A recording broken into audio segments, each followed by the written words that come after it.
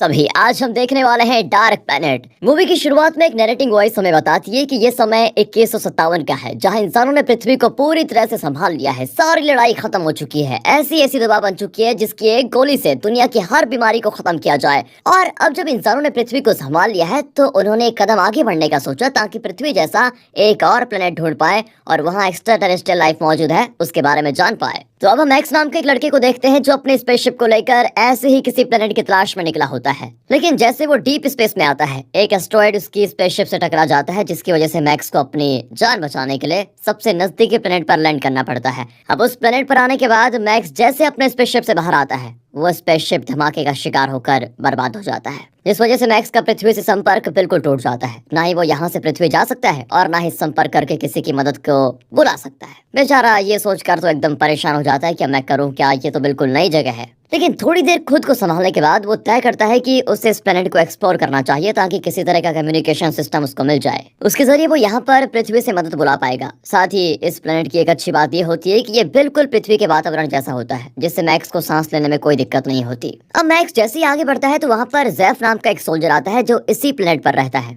Max को उसकी भाषा समझ में नहीं आती, इसलिए वो ट्रांसलेट करने वाले डिवाइस को अपने काम में लगा लेता है, ताकि वो उसकी भाषा को समझकर उससे बात कर पाए। जिसके बाद ज़ेफ मैक्स को अथॉरिटी के लोगों को सौंप देता है ताकि वो खुद इसे संभाल ले। फिर वो लोग मैक्स के सर पर किसी तरह का हेलमेट लगाकर उसकी सारी मेमोरीज को स्क्रीन पर देखने लग जाते हैं, ताकि मालूम कर पाए कि आखिर ये है कौन और कहां से आया है। अब सारे सोल्जर्स मैक्स को सिटी के कैपिटल में लेकर जाते हैं, जहां रास्ते से गुजरते हुए मैक्स को इस प्लेनेट पर रहने वाले आम लोग भी दिखाई देते हैं, जो खाने पीने की चीजों के लिए एक दूसरे से लड़ रहे होते हैं। आसपास का पूरा माहौल देखकर ऐसा प्रतीत होता है कि यहाँ के लोग आजादी के लिए लड़ रहे हैं। तभी आगे बढ़ते हुए मैक्स की नजर एक टावर पर पड़ती है। इस टावर को लेकर यहाँ के लोगों का मानना यह है कि ये उन्हें दुश्मनों से बचाता है। लेकिन तभी अचानक से वो टावर विस्फोट हो जाता है, जिसका मलबा मैक्स और उसके साथ ही जितने भी लोग मौजूद होते हैं उन पर ही गिर जाता है। इसमें कई लोग मारे जाते हैं, लेकिन जिस टैंक में मैक्स मौजूद था उसमें जेम्स नाम का एक सोल्जर भी शामिल होता है। इसलिए मैक्स जैसे तैसे उस टैंक से बाहर निकलकर दूर आ जाता है, जिससे दोनों की जान बच जाती है। तब जेम्स मैक्स को बताता है कि यह हमारे दुश्मनों को काम है, वो हमेशा इस टावर को बर्बाद करना चाहते थे, जिसमें आज वो कामयाब भी हो गए हैं। अब पता नहीं उनका अगला कदम क्या होगा। अब ये सुनकर मैक्स भी हैरान हो जाता है कि यहाँ भी लड़ाई ये कहीं भी खत्म नहीं होती। मतलब दूसरी तरफ स्पेशल रिसर्च डिपार्टमेंट का हेड, जिसका नाम नॉमेड है, वो अपने एक साथी फ्रैंक से कहता है कि मैक्स जहाँ भी है उसे तुरंत ढूंढ कर मेरे पास लेकर आओ, मुझे शक है कि वो जासूस हो सकता है। इस पर फिर फ्रैंक मान जाता है और वहाँ से मैक्स को ढूंढने के लिए निकल पड़ता है। तो वहीं हम डेविड नाम के एक आदमी को भी देखते हैं, वो भी अपने साथी से मैक्स के बारे में जितना हो सके उतनी जानकारी निकालने के लिए कहता है। इधर फ्रैंक जैसे मैक्स को नॉमेड के पास लेकर जा रहा होता है, तभी उसको सीजर अटैक आता है और इसकी वजह से उसकी गाड़ी दुर्घटनाग्रस्त हो जाती है। फिर इस घटना के बाद वहाँ लोगों की भीड़ जमा हो जाती है और इस मौके का फायदा उठाकर मैक्स वहाँ से तुरंत बाहर निकलता है और पूरी सिटी को एक्सप्लोर करना शुरू कर देता है। वहाँ से मैक्स एक क्लब में जाता है, जहाँ उसकी मुलाकात राडा नाम की एक लड़की से होती है, जो कि असल में जेम्स की बहन है। वो दोनों आपस में बात करने लग जाते हैं, जहाँ मैक्स उसे अपने बारे में बताता है। लेकिन तब उसकी बहस वहीं पर बैठे दूसरे आदमी से हो जाती है। वो आदमी अभी तो मैक्स को कुछ नहीं करता, लेकिन जब मैक्स राडा के साथ क्लब से बाहर आता है तो वहाँ वो अपने गुंडों को लेकर आ जाता है, जो मैक्स को मारने के इरादे से वहाँ पर आए थे। लेकिन मैक्स बड़ी आराम से उन सभी को मार गिराता है, जिसकी बहादुरी देखकर राडा उसे अपने घर लेकर आ जाती है और तब वहाँ पर जेम्स भी आ जाता है। अब मैक्स उनसे इस प्लेनेट के बारे में पूछता है, जिस पर वो दोनों बताते हैं कि हमें इस प्लेनेट के अलावा दूसरे किसी भी जगह की जानकारी निकालना अलाउड नहीं है, और जिस सिटी में हम रहते हैं उस अथॉरिटी चलाती है, जिसका लीडर टॉम नाम का एक आदमी है। उसी ने हम सबकी प्रोटेक्शन के लिए पूरी सिटी में टावर लगाया है। लेकिन बाकी सिटी की अथॉरिटीज चाहती हैं कि सारी सिटी एक साथ होकर काम करे, लेकिन हमारी सिटी ऐसा नहीं चाहती। इसलिए बाकी सिटी जितनी भी है वो हमारी दुश्मन बन चुकी है, जो हम पर हमला करती रहती है और हमें पूरी तरह से बर्बाद करना चाहती है। ये जानकर मैक्स हैरान हो जाता है, जिसके बाद जेम्स मैक्स को भी सोल्जर की ट्रेनिंग देना शुरू कर देता है, ताकि वो भी दुश्मनों से खुद को प्रोटेक्ट कर पाए। साथ ही राडा और मैक्स धीरे धीरे एक दूसरे को पसंद करने लग जाते हैं। अब कैप्टन के कहने पर मैक्स और जेम्स के साथ बाकी कुछ सोल्जर्स एक मिशन पर जाते हैं। उस मिशन के अनुसार उन्हें कुछ रेबल्स को पकड़ना होता है, जिन पर अथॉरिटी को शक है कि शायद उन्होंने टावर को विस्फोट करने में दुश्मनों का साथ दिया हो। अब मैक्स जब उन रेबल्स के पास जाता है तो उसे वो सारे बिल्कुल नॉर्मल इंसान दिखाई देते हैं, जिन्हें बस अपने परिवार के साथ शांति से रहना पसंद है। तो आखिर ये लोग रेबल कैसे हो सकते हैं, ये उसके दिमाग में आ रहा होता है। लेकिन तब भी उन्हें पकड़कर अथॉरिटी के पास सौंप दिया जाता है, जहाँ उन्हें बहुत बुरे तरीके से मारकर ये पूछा जाता है कि क्या तुमने उस टावर को उड़ाने में दुश्मन की मदद की थी। जिस पर वो सारे लोग इतनी तकलीफ सहने के बाद भी इस बात को मानने से इनकार कर देते हैं कि उन्होंने टावर को गिराया है।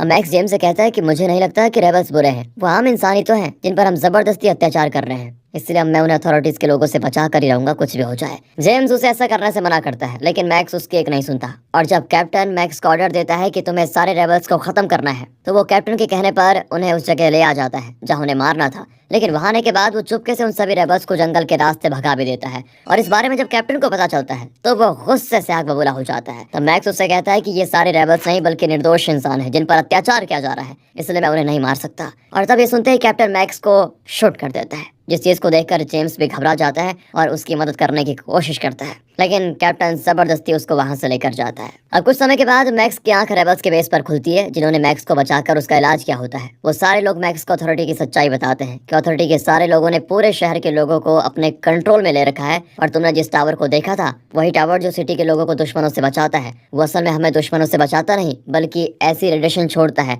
जिससे सारे लोग रेडिएशन के कंट्रोल में आ जाते हैं। और एक बार कोई इंसान रेडिएशन के कंट्रोल में आ जाए तो वो वही बात सुनेगा, कहेगा और करेगा जो अथॉरिटी उससे कहेगी करने को। वो इंसान अथॉरिटी की कठपुतली बन जाता है। लेकिन हाँ, कुछ ऐसे लोग भी मौजूद हैं जिन पर रेडिएशन का कोई असर नहीं होता, और जब भी रेडिएशन की वेव उस इंसान के साथ से गुजरती है उसे सिर्फ सीजर अटैक आ जाता है। और इसी अटैक की वजह से अथॉरिटी को मालूम पड़ जाता है कि इन लोगों पर रेडिएशन का असर नहीं हो रहा, इसलिए वो ऐसे लोगों को रेबल बताकर उन्हें मारने का ऑर्डर दे देते हैं ताकि सारे रेबल मिलकर अथॉरिटी के खिलाफ ना हो जाए। और लगता है तुम्हारे अंदर भी वही खास बात है, तभी तुम्हारे ऊपर रेडिएशन का असर नहीं हो रहा। अब ये सुनकर मैक्स और हैरान हो जाता है और ये तय करता है कि उसे किसी भी तरह अथॉरिटी की सच्चाई लोगों तक लानी ही होगी। मैक्स सभी से कहता है कि सुनो मेरी बात, हमें सारे टावर को उड़ा देना चाहिए ताकि सभी अथॉरिटी की कंट्रोल से बाहर हो जाएं। इस पर ये सारे मान जाते हैं। तब मैक्स उनकी टीम को लीड करते हुए एक टावर के पास जाता है। जाने के बाद वो सारे सोल्जर्स को मारना शुरू कर देते हैं, इसलिए सोल्जर्स भी उन पर हमला कर देते हैं, जिसमें कई सारे मैक्स के साथ ही मारे जाते हैं। लेकिन तब भी मैक्स उस टावर में बम लगाकर उसे उड़ाने में कामयाब हो जाता है। लेकिन उसके कई साथी मारे भी जा चुके होते हैं, तो उसे इस बात का बहुत दुख भी होता है। अब मैक्स वहां से जेम के पास आता है, जिसे देखकर वह हैरान भी होता है और खुश भी। फिर मैक्स उसे टावर की सच्चाई बताता है, लेकिन जेम्स को इस बात पर पूरा भरोसा नहीं होता कि अथॉरिटी ऐसा कर सकती है। उसे ये यकीन होता ही नहीं कि ये टावर उनकी रक्षा नहीं बल्कि उन्हें कठपुतली बनाने में मदद कर रहा है। वो इसीलिए क्योंकि जेम्स ने अपना पूरा बचपन यहीं पर गुजारा है। लेकिन इसी बीच वहाँ पर सोल्जर्स आ जाते हैं और उन पर हमला कर देते हैं, जो यहाँ पर उन्हें पकड़ने के इरादे से आए थे, क्योंकि सोल्जर्स को पता चल चुका था कि मैक्स को सच्चाई पता चल चुकी है और उसकी टीम भी है अब, और उसके साथ जेम्स और राडा भी शामिल है। मैक्स और बाकी अब उनसे लड़ने की कोशिश करते हैं, बट सोल्जर्स की तादाद बहुत ज्यादा हो जाती है, जिस वजह से वो पकड़े जाते हैं। इसके बाद उन्हें जेल में बंद कर दिया जाता है, जहाँ पर मैक्स के और भी साथी हैं। जाने के बाद मैक्स की मुलाकात ज़ेफ से होती है, जिसे भी रेबल होने की वजह से यहाँ बंद किया गया था। मैक्स उन सभी को बताता है कि हमें कैसे भी करके इस जेल से निकलना होगा ताकि हम सारे टावर को खत्म करके लोगों को अथॉरिटी के चंगुल से बचा पाए, जिस पर वो सारे लोग मान जाते हैं। इसके बाद नॉर्मा डेविड के पास आकर कहता है, मैंने सुना है तुम किसी मैक्स नाम के इंसान की तलाश में हो, अगर वो तुम्हारे पास है तो उसे मुझे सौंप दो, मैं उसके बारे में तुम्हारे बॉस टॉम को बताना चाहता हूँ। लेकिन डेविड कहता है कि मैं मैक्स को नहीं जानता। साथ ही डेविड को भी सीजर अटैक आ जाता है। इसका मतलब साफ है कि वो भी रेबल में से एक है, लेकिन सारे लोगों से उसने अपनी पहचान छुपा के रखी हुई है।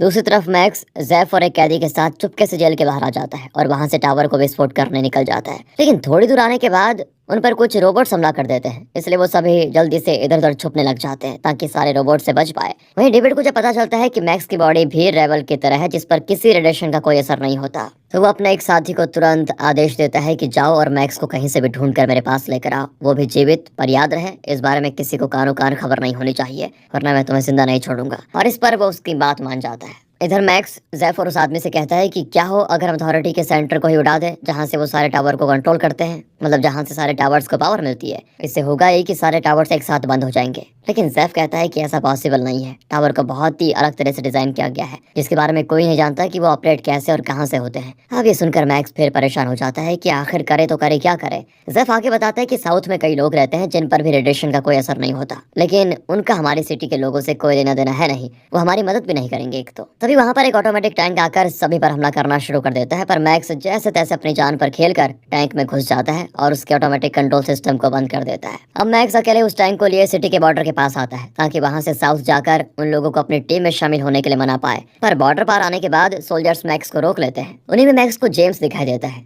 इसीलिए वो उसे अपने टैंक में डालकर सारे बैरिकेड्स तोड़कर बॉर्डर के बाहर आ जाता है, जहां रास्ते में वो फिर से जेम्स को ये यकीन दिलाने की कोशिश करता है कि सच में अथॉरिटी रेडिएशन से सभी लोगों को कंट्रोल में कर रही है। तब तो जाकर जेम्स को इस बात पर यकीन होता है, क्योंकि बॉर्डर क्रॉस करने के बाद उस पर रेडिएशन का असर कम हो गया था, जिसकी वजह से वो एकदम गुस्सा हो जाता है कि आज तक हमारे साथ धोखा हुआ है, और वो भी ठान लेता है कि अब मैं अथॉरिटी को छोड़ूंगा नहीं। इस पर मैक्स उसे अपने प्लान के बारे में बताता है कि हम साउथ जा रहे हैं, वहाँ के लोगों से मदद मांगेंगे ताकि सारे टावर्स को खत्म कर पाए। इस पर जेम्स भी उसकी इस चीज में मदद करने के लिए तैयार हो जाता है। है। और इसी सीन के साथ ये मूवी यहाँ पर खत्म हो जाती है। लगता है इसके आगे की कहानी दूसरे पार्ट में आएगी, जल्दी आएगी दोस्तों। मिलते हैं अगली बेहतरीन मूवीज के साथ। अगर आपको ये वीडियो अच्छी लगी हो तो लाइक कीजिए, चैनल को सब्सक्राइब, ध्यान रखिएगा अपना, and finally thanks for watching.